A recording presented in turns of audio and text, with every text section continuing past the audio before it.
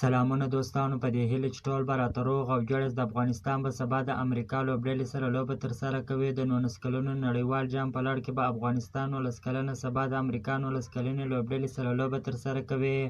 په نړیوال جام کې افغانستان او امریکا لوبډلې سترې ماتې وخوړلې. د 14 مقام لپاره به دغه لوبه ترسره کوي. د افغانستان 19 کلنې کم عمره کرکټ ملي لوبډلې په نړیوال جام کې خپلې ټولې لوبې وبایللې. د افغانستان لوبډلې له پاکستان، نیوزیلینډ او نیپال لوبډلې څخه ډېرې غټې ماتې وخوړلې.